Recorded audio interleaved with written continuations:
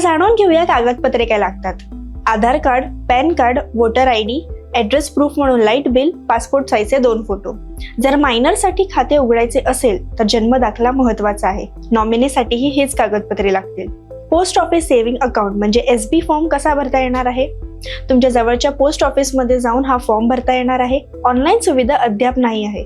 माहिती व्यवस्थित भरून मगाशी सांगितल्याप्रमाणे कागदपत्रे घेऊन पोस्ट ऑफिसमध्ये फॉर्म सबमिट करायचा आहे. प्रोसिजर तर कळली, आता पाहूयात नियम काय आहेत. पोस्ट ऑफिस सेव्हिंग अकाउंट म्हणजे SB स्कीमच्या काही महत्त्वाच्या अटी आणि नियम. खाते सुरू करताना किमान 500 रुपये जमा करणं आवश्यक आहे. त्यानंतर कुठल्याही वेळी 10 रुपये किंवा त्यापेक्षा जास्त रक्कम जमा करता येते. खात्यात मॅक्झिमम डिपॉझिटची मर्यादा नाही, मात्र मिनिमम बॅलन्स 500 रुपये कायम ठेवावा लागतो.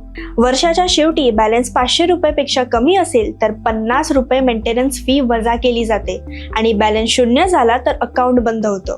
खातं सुरू करण्यासाठी किमान 500 रुपये लागतात आणि नंतर तुम्ही हवे तितके पैसे जमा करू शकता. कोणतीही लिमिट नाही.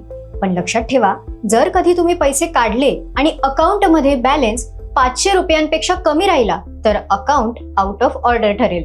जर आर्थिक वर्ष संपताना तुमच्या खात्यात 500 रुपयांपेक्षा कमी रक्कम असेल तर पोस्ट ऑफिस तुमच्या अकाउंटमधून 50 रुपये मेंटेनन्स फी म्हणून डिडक्ट करतं आणि जर बॅलन्स 0 झाला तर अकाउंट आपोआप क्लोज होतं. अकाउंट उघडताना तुम्ही जास्तीत जास्त 4 लोकांना नॉमिनी म्हणून नाव देऊ शकता. म्हणजे अकाउंट होल्डरचं काही झालं तर नॉमिनीला तो पैसा मिळतो. वर तुम्ही आधीच ठरवू शकता की कोणाला किती टक्के द्यायचे आहेत.